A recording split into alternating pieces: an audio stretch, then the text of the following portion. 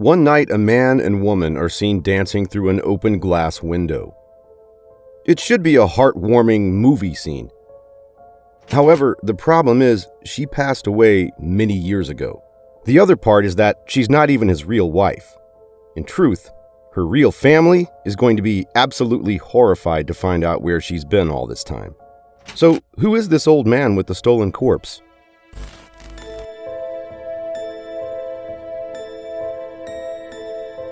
Karl Tanzler, or Count Karl von Cosel, was born in Dresden, Germany on February 8, 1877. Not much is known about his early years, but he had sailed to India and was residing in Australia as the First World War broke out. Karl is placed in a camp for the duration of the war, after which he's sent back to Germany, finds his mother, cares for her, then meets and marries Doris Schaefer. The couple goes on to have 2 little girls, and under guidance from his mother, they decide to immigrate to the United States to join his sister in Florida.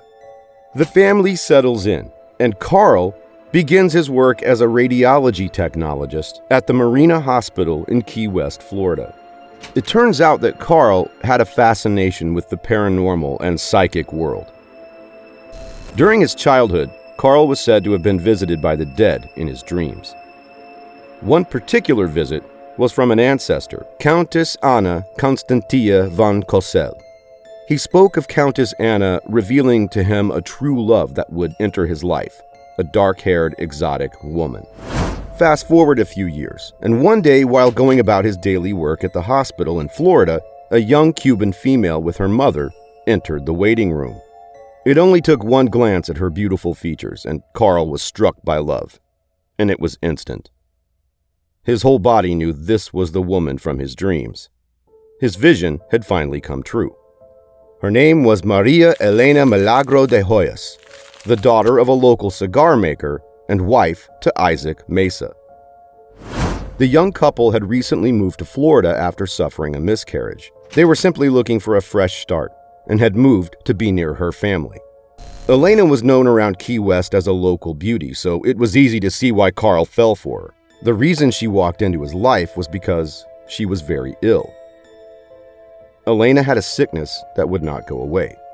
In fact, she had tuberculosis. Sadly, this disease would claim her life and almost all the lives of her immediate family.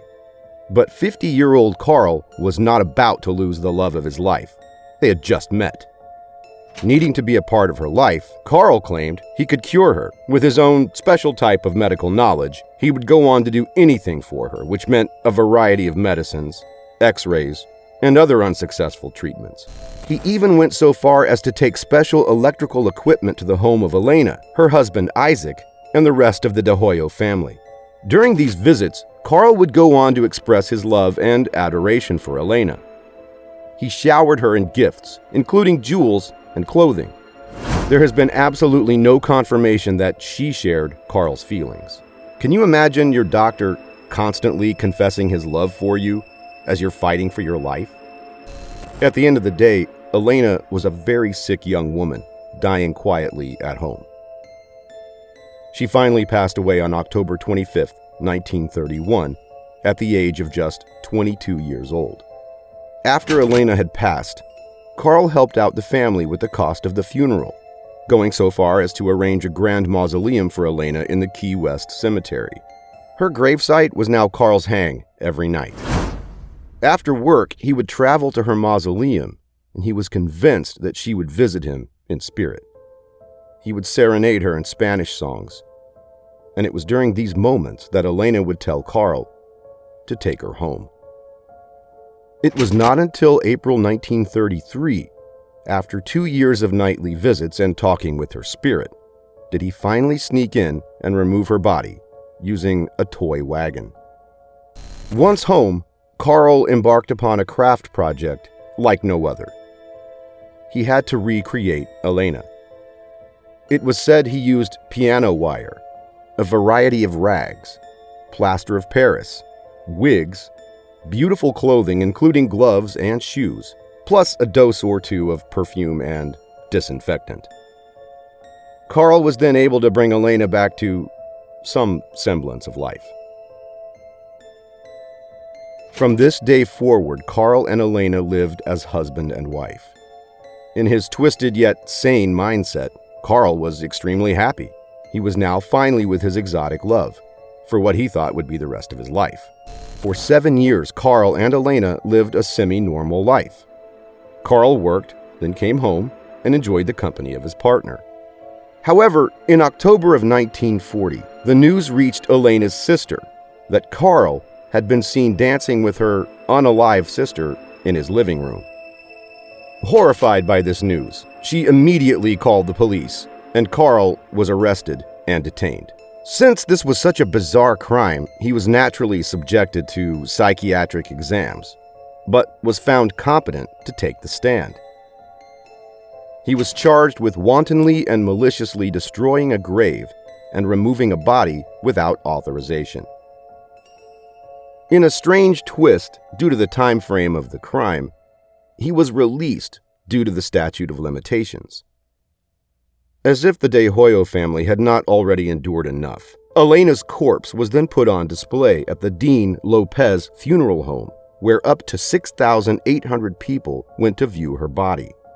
This, of course, was a newsworthy story, and it drew a lot of attention.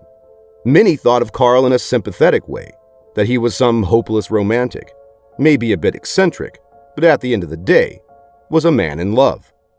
However, if you just look at the facts, it was a man in his 50s who stole a 22-year-old's body and lived with her, without the consent of her family, for 7 years. After Florida had finished viewing her body, Elena was eventually returned to the family and they buried her in secret.